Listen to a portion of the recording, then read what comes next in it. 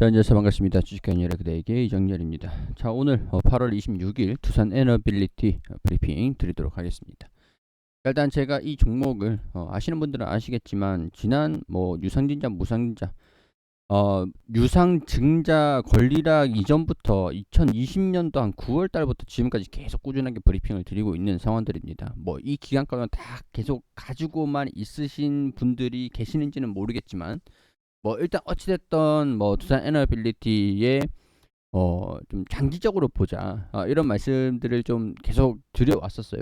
근데 장기적인 흐름들 치고는 아직까지 주가가 신고가를 형성을 한다든가 일단 올라왔긴 올라왔지만 높은 수익률이긴 합니다. 지금 12,000원대에서 지금 하면 거의 80% 구간이니까 이전에는 3만 원까지 올라오면서 한 140% 구간까지도 올라간 적은 있긴 있었지만 이거 수익률이 낮다라고 말씀을 드리는 게 아니라 우리가 지금까지 이 기간 2년 동안 가지고 있었다라고 했을 때 80% 이게 높으면 높은 수준이기도 하고 낮으면은 이 기간 대비 낮다라고 하면 낮은 수준이기도 한데, 이제 제가 말씀드리고 싶은 것들은 이제 원전 수주를 드디어 받았습니다. 바라카 원전 이후에 13년 만에 이집트 원전, 엘다바 원전을 받았던 겁니다. 1200메가와트급 원전, 러시아에서 이제 하청을 받아가지고 한국전력이 규모가 한 2조에서 4조, 최대 4조, 이 원전 규모에서 10% 가량의 그 금액을 담당을 할 수 있을 거라고 기대를 하고 있기 때문에 2조에서 4조 가량으로 예측을 하고 있는 상황들이고, 그게 이제 두산 에너빌리티가 시공을 맞는다라고 하니까, 자, 그럼 우리가 여기서 생각을 해볼 때 엘다바 원전 이후까지 시간이 얼마나 더 걸릴지, 이 모멘텀이 지금 오늘 주가가 조정을 받고 있으니까 말씀을 드리는 건데, 우리가 오늘 좀 살짝 비중을 좀 축소를 하고 계속 가지고 갈지, 아니면 엘다바 이후에 원전 수주를 계속 지속적으로 좀 나올 것인가를 고려를 하면서 가지고 가볼 것인지, 아니면은 적어도 한국전력에서 이제 그 원전의 시공을 맡아가지고 이게 매출에 반영이 되는 것까지, 매출에 반영이 되고 착공이 들어갈 때까지, 매출에 반영이 될 때까지 좀 가지고 있어 볼지, 그냥 이런 것들을 살짝 고민을 해볼 만한 그런 시점이기는 하다라고 봐요. 근데 제가 봤을 때는, 제가 2년 동안 꾸준하게 브리핑을 드리면서, 아니면은 두산 에너빌리티가 주가가 그동안 많이 하락을 하면서 드디어 이제 원전 수주가 나왔다라는 겁니다. 제가 이제 장기적으로 보시라 앞으로도 보는 게 관점에 따라 다르겠지만 장기적으로 봐야 되는 그런 상황이기는 해요. 원전 체코라든가 폴란드라든가 다른 국가들의 원전을 이제 수주를 받을 수 있을지는, 기간이 얼마나 걸릴지는 아무도 모르기 때문에, 그래서 제가 장기적으로 보시라고 말씀을 드리는데, 일단은 실적도 많이 개선이 되었고, 자, 이게 이전 같은 경우에서는 적자가 계속 나고 있었단 말이에요. 적자가 나고 있었는데 지금은 이때 당기 순이익이 흑자가 잠깐 나긴 했었지만은 어찌됐든 간에 영업이익이나 이런 것들도 많이 개선되는 모습들도 보여주고 있었단 말이죠. 실적 개선은 계속 이어갈 수 있을 가능성들이 상당히 높은 상황들입니다. 물론 이번 연도가 영업이익이 당기 순이익이 살짝 줄어들 수는 있겠고, 영업이익이라든가 매출액 자체가 살짝 줄어들 수는 있겠지만, 수주를 받는다라는 것 자체가 기대감들이 중요하다라고 말씀을 드렸잖아요. 수주를 받는다라는 거는 이제 매출에 반영이 되는 것들이 기대를 해볼 수가 있는 것들입니다. 아무것도 없는데 수주를 받고 아무것도 없는데 매출이 바뀌기를 기대를 하기에는 좀 무리가 있기 때문에, 자, 일단은 원전에 대한 이제 수주가 13년 만에 들어왔다라는 것들은 조만간 빠른 시일이면 좋겠지만 다른 이제 원전에 대한 부분들도 이제 두산 에너빌리티가 두각을 나타낼 것이다 라고 보는 것들이 될 수가 있겠고, 그렇기 때문에 지금 조정을 받고 있는데 나는 이 조정을 버틴다라고 하는 게, 내가 이제 버틸 수 있는 범위가 얼마나 될 것이냐. 저는 이제 떨어져 봐야 한 2만 원대쯤까지 떨어질 수 있지 않을까. 그럼 나는 2만 원의 손실까지 접어들 것 같다. 내 평단가가 2만 원 이상이다 라고 하면은 버틸 건지 가지고 갈 건지.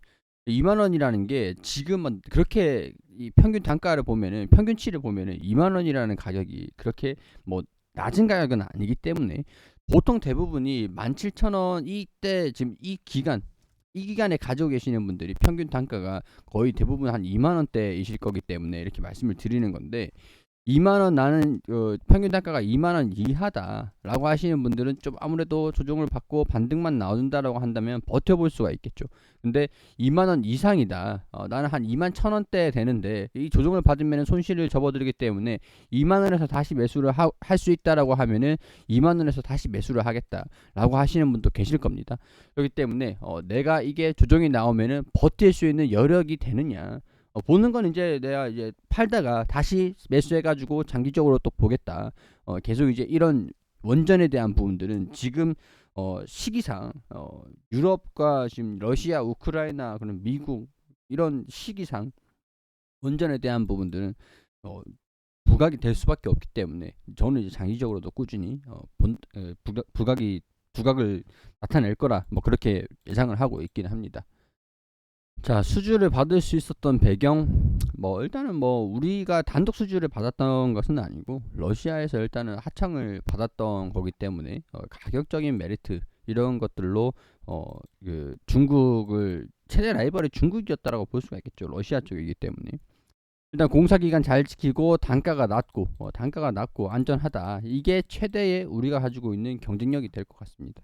이집트 원전 수주 배경이 이렇다라고 나와주고 있고 정해진 공기 제대로 준수하는 점도 한국 원전 산업의 강점으로 보인다. 프랑스 원전 기업 아레바는 핀란드 올키루오토 원전 준공 시점을 13년이나 못 지켰고, 미국 웨스팅하우스는 원전 건설을 6년이나 지연시킨 전례가 있다.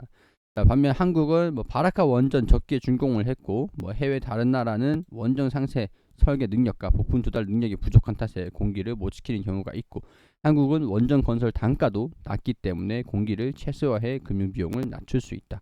이게 큰 메리트가 있겠죠. 일단은 공사 기간이 늘어나 버리면은 그만큼 금액이 더 많이 들어간다는 얘기거든요. 금융 비용도 뭐 이자 계속 나온다라고 보면 되겠죠. 근데 건설 기간도 짧고 뭐 안전하다, 가격도 싸다라고 하면은 오히려 시공사 입장에서는 더 가격이 줄어들 수 있는 내용들입니다. 뭐 금융 비용을 조달을 해가지고 뭐 전달을 했을 때 제공을 해줬을 때 건설이 완료가 돼가지고 이게 상업화를 시작해야 이거를 이제 이자도 내고 뭐 그 상업화를 시작하면서 사업을 진행을 하면서 수익을 낼 수가 있겠잖아요. 근데 여기에서 건설 기간이 계속 증가가 된다, 계속 늘어난다. 아무리 싸더라도 건설 기간이 늘어나면서 불어난 그 이자 비용들 때문에 오히려 가격 경쟁력을 훼손을 시킬 그 부분들이 좀 있는데, 한국 같은 경우에서는 가격도 낮고 공사 기간도 줄고 뭐 이런 것들 메리트다. 자, 우리가 체코, 폴란드 수주도 파란불이 들어왔다. 이게 뭐 일단 우크라이나 사태 돈발 변수가 터지면서 엘다마 원전 이집트 원자력청이 발주했지만 러시아 업체가 전체 사업을 수주를 해가지고 진행을 한다. 체코하고 폴란드 말고도 이제 영국 같은 경우도 있고 뭐 다른 국가들도 지금 계속 원전을 러브콜을 계속 보내고 있습니다. 관심도가 계속 그 어느 때보다 높은 상황들이에요. 그렇기 때문에 이런 이제 K 원전 수출을 본격적으로 속도를 낸다라는 계획이다. 근데 이거는 살짝 시간이 지나면서 지금 당장 수주를 받을 수 있는 것들이 아니기 때문에 살짝 우리가 너무 조급하게 생각할 필요는 없을 것 같습니다. 조급하게 생각해서 그럼 다음 달, 다다음 달 이렇게 생각하면 안 된다라는 거죠. 자, 우리가 최대 라이벌이 프랑스하고 미국이라고 했습니다. 미국 같은 경우는 이제 원전 동맹이기도 하지만 프랑스 같은 경우에서는 우리가 경쟁력이 조금 높아질 수 있던 요인들이, 프랑스가 웨스팅하우스를 좀 인수를 한다 뭐 이런 얘기들이 좀 있긴 있었어요. 그래서 웨스팅하우스를 우리 한국이 가져와야 된다. 원천 기술을 보유하고 있는, 원전 시공의 원천 기술을 보유하고 있는 게 웨스팅하우스고, 이게 미국 기업이다 보니까 미국과 동맹인 우리가 뭐 가지고 와야 된다. 뭐 프랑스가 동맹이 아니다 뭐 그런 얘기는 아니지만, 뭐 일단은 프랑스 같은 경우에서는 원전 주기기에서 뭐 결함 같은 게 발견이 돼가지고 몇 기 가량이 가동이 좀 멈췄었던 그런 선례가 좀 있긴 있습니다. 근데 여기에서 원전에서 여기 프랑스 같은 경우에서는 강물로 이제 원전을 좀 시키고 온도를 좀 낮추고, 원래 이제 해안가에 하잖아요. 근데 프랑스는 강물에다가 이렇게 건설을 좀 했던 그런 전례가 좀 사례들이 좀 많거든요. 근데 그게 가뭄이 계속되면서 물을 끌어다가 온도를 내리지 못하니까 원전 가동이 절반 가량이 멈췄다. 이걸 시사하는 바가 뭐 프랑스에 대한 뭐 치명적인 단점이라든가 이 강물 지역에서 뭐 해안이 아닌 뭐 일반 내륙 강물 쪽에서 원전을 시공을 하려고 했던 거는 프랑스가 관점을 좀 가지고 있었지만 가뭄이 계속되면서 이런 사례들이 좀 있으니 가뭄이 계속 앞으로 또 있다라는 그런 안정성들을 생각을 해봤을 때는 프랑스 원전 쪽보다는 이제 해안가에 좀 지어야겠구나. 이제 내륙 쪽에서 원전을 좀 짓기 위해서는 SMR 쪽으로 좀 할지 않을까 그런 생각들이 좀 들긴 합니다. 추력과 원자력을 이용한 전력 생산에 차질이 빚고 있다. 차질이 빚고 있다 보니까 여기 지금 유럽 같은 경우에서 뭐 강물로 강물을 냉각수로 사용하는 원자력 발전도 어려움을 겪고 있는 상황들이고 뭐 어쨌든 간에 에너지에 대한 그런 관심도는 계속 높아지고 있다 이렇게 보시면 될 것 같습니다. 그렇기 때문에 상대적으로 프랑스가 지금 이제 전력 위기에서 좀 느긋하다라는 그런 평가를 많이 받아요. 우리나라도 원유를 수입을 하고 뭐 가스를 수입을 해오는 그런 입장이기 때문에 뭐 발등에 불이 떨어질 수밖에 없는데 사실 우리나라 같은 경우에서는 상대적으로 조금 느긋할 수밖에 없는 게 바로 원전이 있기 때문이었습니다. 원전이 만약 지금 이 시기에 원전까지 없었다면 아마 우리나라도 역대급 경제 침체가 왔을 수도 있지 않았을까. 근데 원전이 있기 때문에 프랑스도 마찬가지죠. 원전이 있는 나라들은 전력 안보가 어느 정도 되어 있기 때문에 원전에 의존하는 것들, 뭐 원유 유가들이 너무 비싸졌기 때문에 뭐 원전으로 좀 생산하는 것들, 전력을 생산하는 걸 좀 늘리면 되는 거니까. 자, 뭐 이런 것들이 뭐 에너지 안보의 전반적인 그런 세계 정세 추세 자체에서 원전은 계속 주목을 받고 있다. 친환경 에너지원으로서 주목을 받고 있는 에너지원이다. 그리고 추후에 수주가 예정이 되어 있지만 시기상으로는 조금 걸릴 수 있을 것 같고 지금 당장은 이집트 엘다가 원전 이런 쪽으로 집중을 해보시면 될 것 같다. 뭐 지금 이제 조정을 받고 있는 것들은 사실 시장 자체가 이렇게 좋지는 않습니다. 좋지는 않은데 25일에서 27일 한국 시간으로 이제 26일 오늘 이제 새벽에 있으니까 27일쯤에 뭐 이제 어 잭슨홀 미팅이에요. 잭슨홀 미팅. 이거 잭슨홀 미팅이 어떤 거냐? 지금 시장이 여기를 계속 주목을 하면서 보고 있는 상황들인데 주요국 은행들의 중앙은행들의 총재들이 참석을 해요. 그렇기 때문에 우리나라는 어떻고 뭐 미국 같은 경우는 뭐 어떻고 이런 상황들을 공유를 하겠죠. 자기들이 이제 논의를 해볼 거 아닙니까? 전 세계 경제를 위해서 금리를 인상시키는 게 어떨까? 뭐 물가를 어떻게 관리하는 게 적절할까? 뭐 이런 내용들이 물가가 지금 어떤 상황들인 것 같다. 뭐 이런 내용들을 자기들끼리 이제 발언을 한단 말이에요. 공유를 합니다. 그러면은 이번 9월 FOMC에서 금리가 인상이 얼마나 될지 50 베이시스 포인트가 될지 75 베이시스 포인트가 될지 빅스텝이냐 자이언트 스텝이냐 이런 것들을 우리가 뭐 어느 정도 뭐 좀 체크를 할 수 있는 염탐할 수 있는 그런 기회단 말이에요. 여기에서 이 75 베이시스 포인트 이거 나오면은 좀 이제 시장에서 좀 주춤할 수가 있겠지만은 강경 매파적인 모습보다는 제가 예측을 하는 거는 약간 중립 수준의 매파, 약간 이런 수준을 얘기를 하지 않을까. 약간 중립 수준으로 좀 이전보다는 좀 물가가 타겟이긴 해요.